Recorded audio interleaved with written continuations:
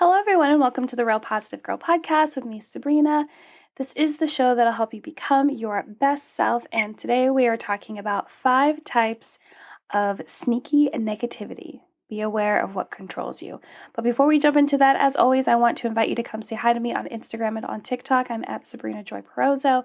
I'd love for us to get to know each other, DMs, follows, just hanging out and talking, and let me know if you have any feedback or anything that you'd like to share from me, or you have an idea for a podcast topic.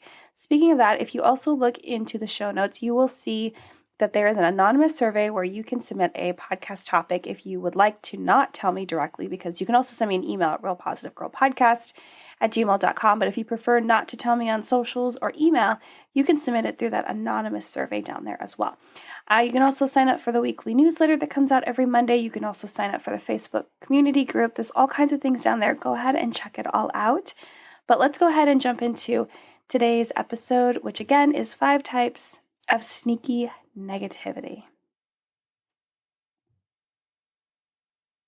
Every now and then, I like to share with you all short lists of emotions and behaviors that we most likely have already talked about in the past, individually on their own, but that need to be reminded of because it's important to stay vigilant.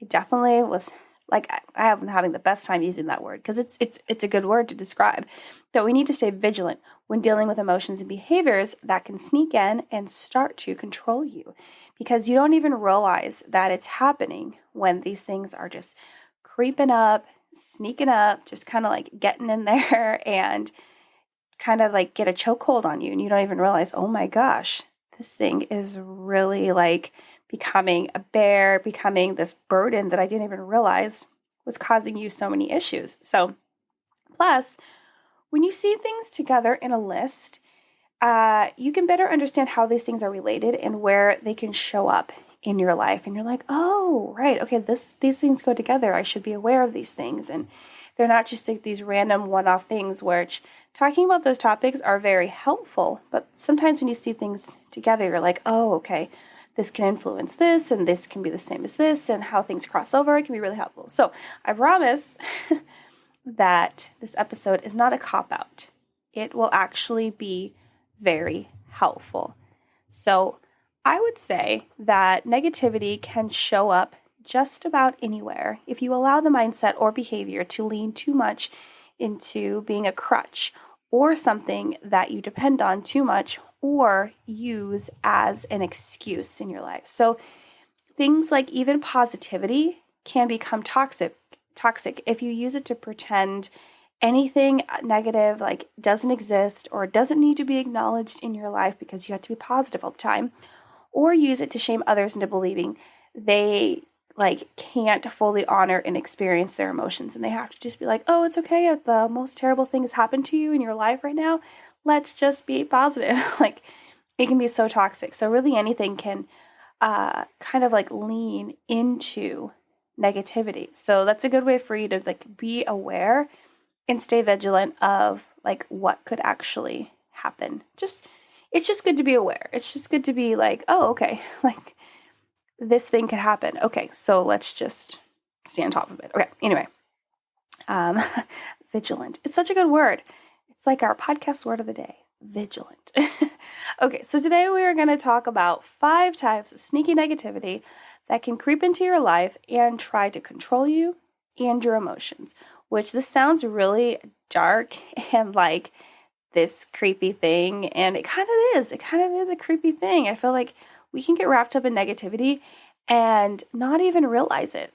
We won't even realize that we are having it's having a hold on our life, which is part of the reason why I was oh, yep, we need to talk about this. Let's compile a list together.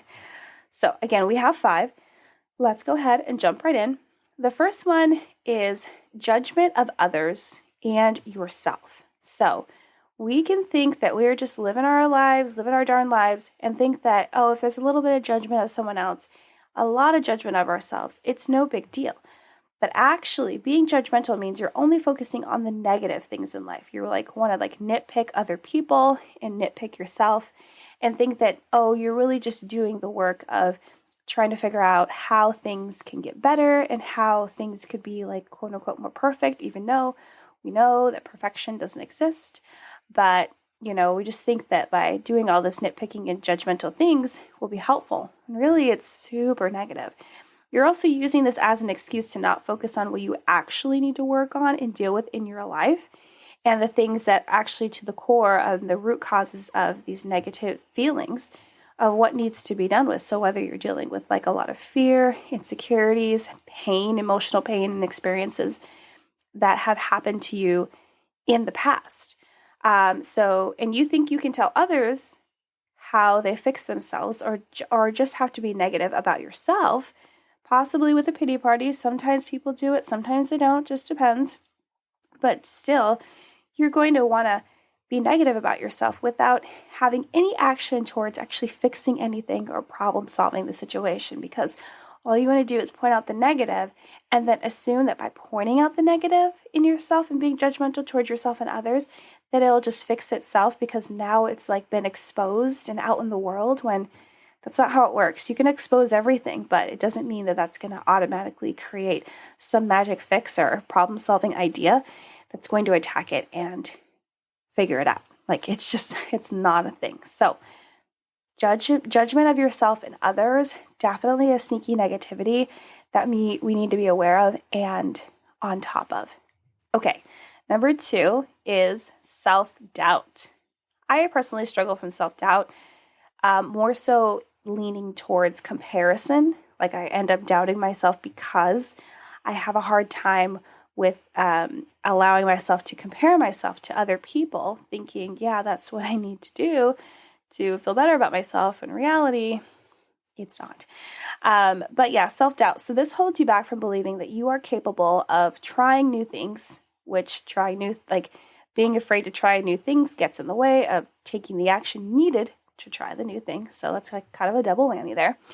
It also like stepping outside of your comfort zone. That's definitely a no-go when you are struggling with self-doubt, and seeing outside of your own perspective of possibilities, even fathoming that, yeah, I could interview for this job, or I could even apply for this job, or I could even talk to this person and get more information, or I can ask this person out on a date, right? Or I could pull off this outfit, or I can even be considered for a job promotion, or that I would even be a good girlfriend, a good mother, a good wife, a good friend, like all of this stuff. And so self-doubt can really eat you up if you are not on top of it, if you are not realizing that that is what is being like really like turned up and fleshed out in you, where you're saying like, no, I could never possibly do that. And you kind of come up with an excuse of like, you've never done that before, or you've never learned that, or you don't need to do that because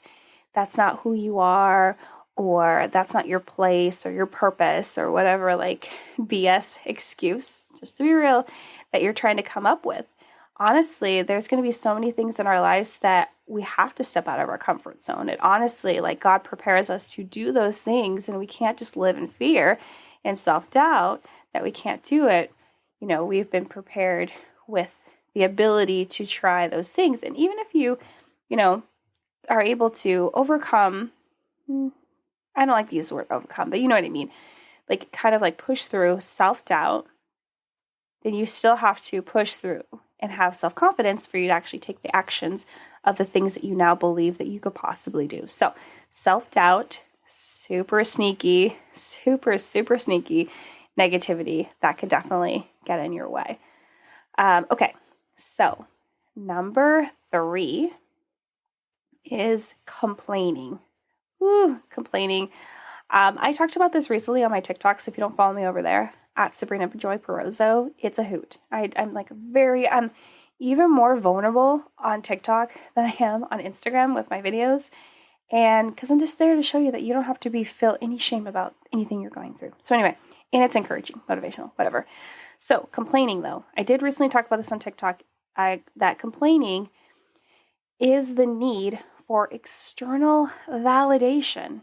Like, have you ever thought about that? And I really presented it this way of like, wow, I was reading and it like just like all came together of like, yeah, complaining is external validation, because when you complain, you want others to agree, affirm, and validate that you are displeased with, like, with whatever you are displeased with is like acceptable and correct. So you want people to get on your side and be like, yeah, you're right. That's terrible. They shouldn't have done that to you. Blah, blah, this, blah, blah, that. All your complaints, we affirm them, we validate them. Yes. And it's just so interesting. So, and I also was talking about how if you don't feel like you struggle with external validation, but if you can be honest with yourself enough and like admit that you struggle with complaining a lot, then you do struggle with external validation through that. It's so interesting. So, but a lot of times we don't think we're complaining because, complaining also is not venting. A lot of people get that confused. People think that they are venting when they're actually complaining, because venting includes asking permission to share first and problem solving after that. So you have to have both of those things. Complaining has neither of those things. Usually when we complain, we're just like, whoever is an open audience I can share my woes with, I will do that. And then you have no intention of actually making any change, creating any like problem solving solutions or any of that. You just want to like kind of like dump it all out, have people feel sorry for you, agree with you, affirm you, validate you, and then move right along. So, and it's just, it's so yucky. And again, you think that you're venting. So you think it's a healthy thing that you're doing by getting these things, quote unquote, off your chest, but you're really not. So that's definitely a sneaky negativity that can like creep in.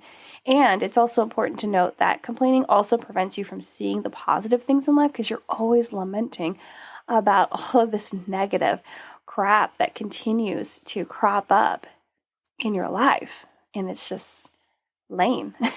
So super lame. Okay, number 4, we are trucking along. This is going to be a little bit shorter of an episode than normal, but it's an important list because it's good for you to be like reminded and more aware of these sneaky negativity things. Okay, so number 4 is trying to control everything. I suffer deeply from control issues, so I am right there with you if you also struggle from those things. But control issues are common to many, especially though people that struggle from perfectionism. Perfectionism is also like another like sneaky negativity thing that you can get really like wrapped up in and kind of be like, basically imprisoning yourself in this mindset that you need to be perfect, that everything has to line up in like a very specific way, or that it means nothing. It's like perfectionists like really can be like black and white thinkers where it's like all or nothing, right? And that just doesn't exist. It's not a real thing. Because honestly, you can only do the best that you can. And you might have this ideal of perfection, but it's usually like expectations that are too high to hit, because you already know in your mind that it's above what you can do, but you're trying to continue to shoot for the stars and you think that's admirable, but it's not. It's really not. It's a waste of time and energy, just to be honest with you. But back to controlling everything. You can only control yourself. To be honest, you really can. It's like, that's it. You can control your actions, your mindsets, your emotions, how you respond, how you react. That's it. That's absolutely it. Maybe you don't believe me, but it's true. Like, you may think that you've controlled other people, and maybe you have done that successfully with like, they're people pleasers, so that's why they're going to do what you tell them to do. Or it's like children where they like, they respect you and they want to honor you and do what you say. Or maybe it was even through manipulation. Like, I know that might be kind of a thing where you're like, no, of course it's not, Sabrina, but it might. It might. You might be dipping into the toe of manipulation and you don't even realize it. But regardless, you cannot control others. If you feel like you have successfully controlled others, it's because they're allowing you to do so. And a lot of people like that. A lot of people just like to have someone else be responsible so that they don't have to be responsible. And it's that victim mentality. So I would say outside of like raising children, because that is supposed to be a thing where you're like kind of like controlling them the most that you can to train them up and keep them safe and help them grow and be healthy and responsible adults eventually one day. So anyway, But still, you can only control yourself, right? Because sometimes our kids go off the rails in the store and it's just like, oh, wow, okay. But yeah, not others or what happens to or around us, right? There's so many crazy things that happen to us, especially these days. And that's out of our control. It just happens, and the desire to control stems from our own insecurities and fears of things not working out as planned, like believing that your way is like the only way or the best way. And so if it doesn't work out the way that you wanted it to, then you fear that it's not going to work out and that bad things are going to happen. And there'll be like repercussions and all of these like things, and that it'll look bad on you, and just like all of these feelings of insecurities and anxiety, and just feeling like you're not even sure what to do. And it's kind of like a meltdown situation that can sometimes happen. We can't control everything. I will be honest with you. There are times where I wish that we could. It would make life easier. Like 10 million times easier, just to be honest with you. But it's not possible. And I had to learn that the hard way because I thought that I had the ability to control everything, and it burnt me out multiple times. So if you're in that boat too and you just feel like you're always on the edge of burnout because you're trying to control every little thing, I encourage you to take a deep breath and take like 5 steps back. 5 steps back from whatever it is you are trying to control. Maybe not so far like if you're, struggling to control a situation that you still need to be there to help oversee, but you know what I mean. Take a step back, widen your perspective, see it as it fully is, of like, okay, maybe you were trying to control this one thing, but if you widen your perspective, you'll see how many other things are influencing this thing from going off the rails or not being in your control, right? Have you ever thought about that? It might not fully have ever, even the tiniest bit, been in your control because there's so many outside other external influences that you didn't see because you're so zeroed in on what you can do and how you factor in. But it's not always like that. A lot of times there are so many other things involved that we decide not to see because we don't want to see that wide out. We don't want to see what we can't do, what we feel like we can't accomplish, how more things are outside of our control, right? So trying to control everything, it's kind of like I feel like it can be like a sickness that we don't even realize that we have until we really take a look at ourselves and dive deep into self-awareness, and we're like, oh crap, this is a problem. So just consider that. Number 5, and the last one on our list, is assuming the worst all the time. I have talked to my therapist about this so many times. I'm sure hearing it, assuming the worst all the time, it doesn't seem like a really bad thing. You're like, oh, that doesn't seem like a sneaky negativity. It doesn't seem like it deserves to be on this list, Sabrina. But I'm here to tell you that it does. It absolutely does. Because if you are always constantly worrying about what's going to happen next, you will never fully be able to have the joy that you were meant to have in your life. If you are always looking for the other shoe to drop, you will never be present enough to enjoy what is happening right now. And one of the most common things that people encourage you to do is live in the moment, live in the present. You can't live in the present if you're so caught up in what happened in the past and what's going to happen in the future and being on the lookout for the worst things to happen. And there were many times in therapy I would ask my therapist, I'm like, man, I have such a hard time enjoying the moment and having happiness. And despite something really, really, really great happening, could get a raise or a promotion or, win something, or something really good falls into place. I complete a goal, an accomplishment, an achievement. But I would never really revel in that joy or happiness because it's okay, well, where's the bad thing? And I grew up in chaos. And a lot of times when you grow up in chaos and things happening and feeling out of control and bad things happening constantly, you suffer from assuming the worst all the time because you're always waiting for the other shoe to drop because you don't want to allow yourself to rest in the happiness because you feel like you have to stay vigilant for whatever negativity, whatever bad thing is going to happen next, because that's the history of your life. That is the pattern that you're used to. And sometimes we don't know how to rest and be chill. So we'll create our own problems. Yes, we will create our own problems that need to be solved because we have to be constantly in motion, fighting all the things because we don't know how to rest in happiness because no one ever taught us how, and we're always having to be on guard. Sucks, really, to be honest with you. And I feel like, this is definitely one of the sneakiest ones because you don't think it's a bad thing. You're like, oh no, I'm being vigilant. I'm staying on my toes. I'm being aware of what's happening around me so that I, can catch it, be on top of it, fight it when it comes.